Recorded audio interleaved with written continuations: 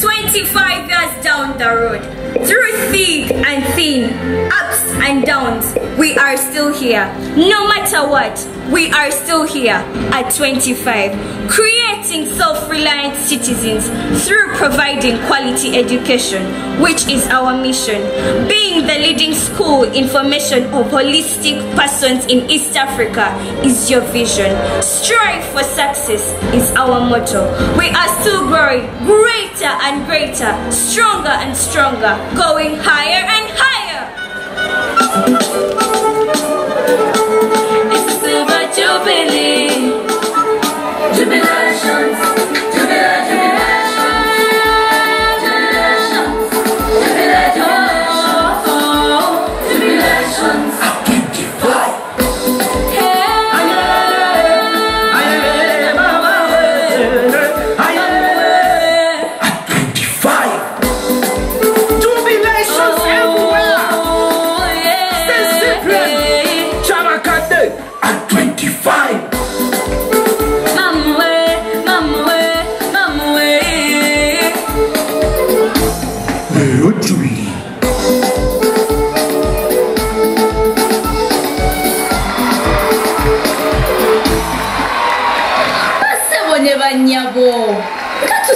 okubalaba mukoleka amakubo abatwagaliza ebirungi abazadde ab'emikwano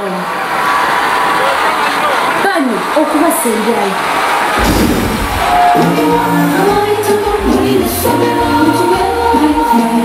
Cyprian High School, Kyabakadde. In the year 1997, we saw your birth like a little baby. No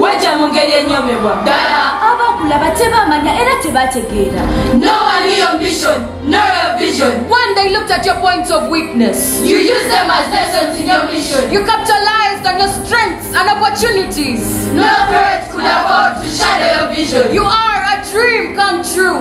No one knew you would come this far. You have mothered nations and generations. You rose like sunshine in this generation. You are the hope of my nation. St. Cyprian High School, Kyabakadde. I would rather be nowhere else but here. Remember, it's 25 years. This is our story.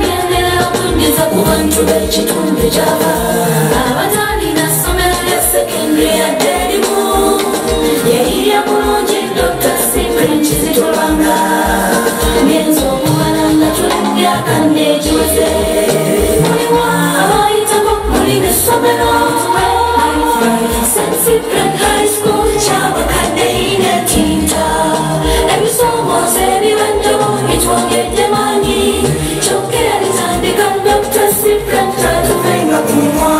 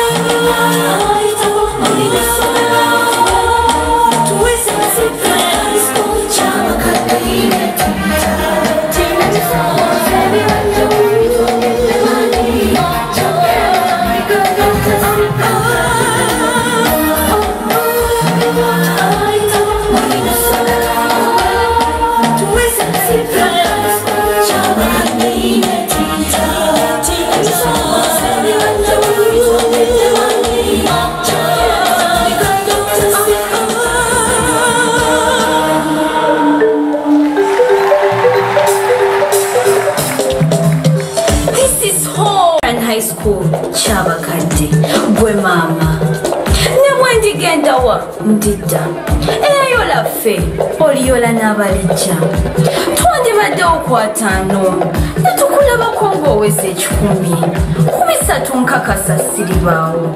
Naye ekisinga obukulu, mbaddewo ng'okuza emyaka 25.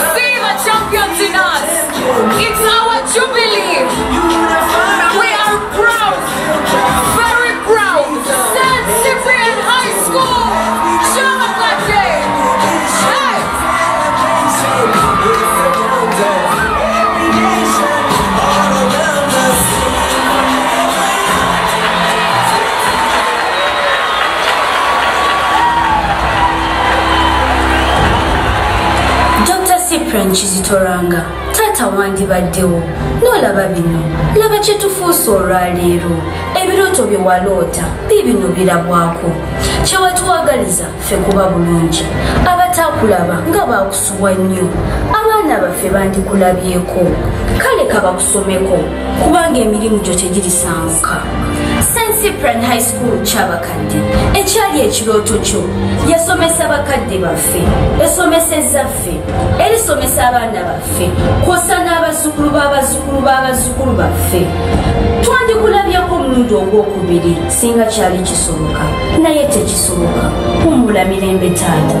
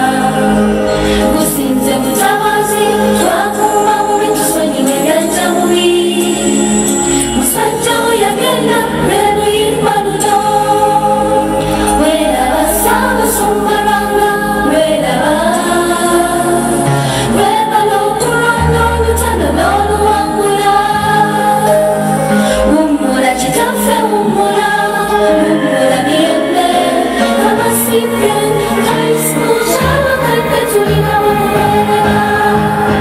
St. Cyprian High School.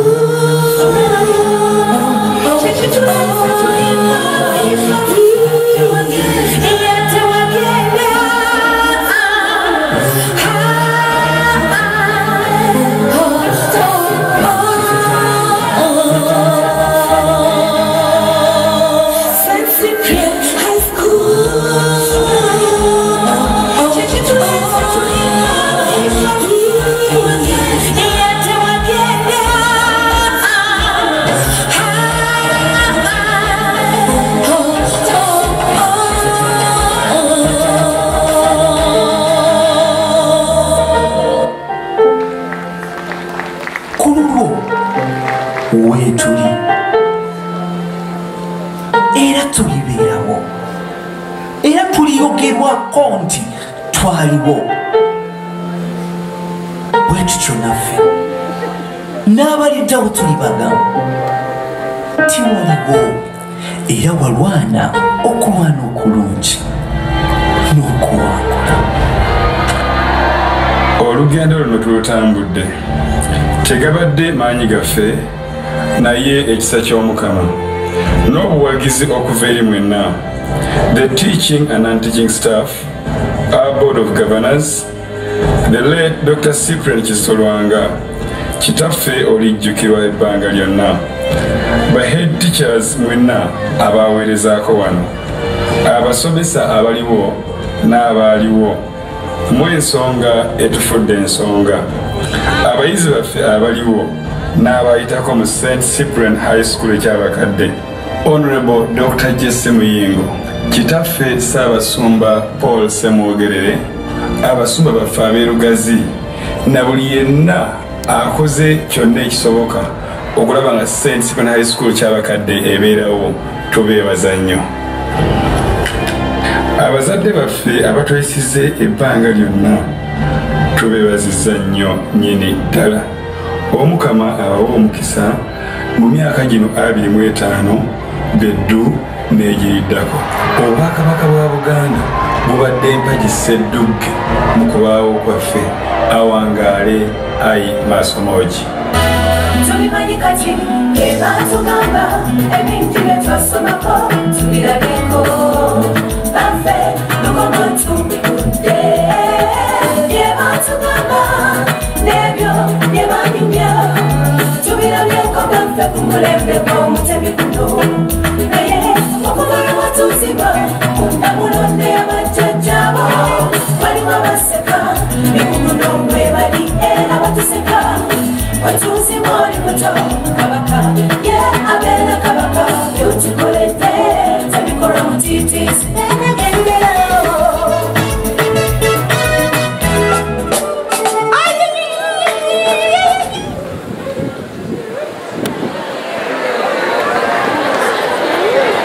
Mwebale nnyo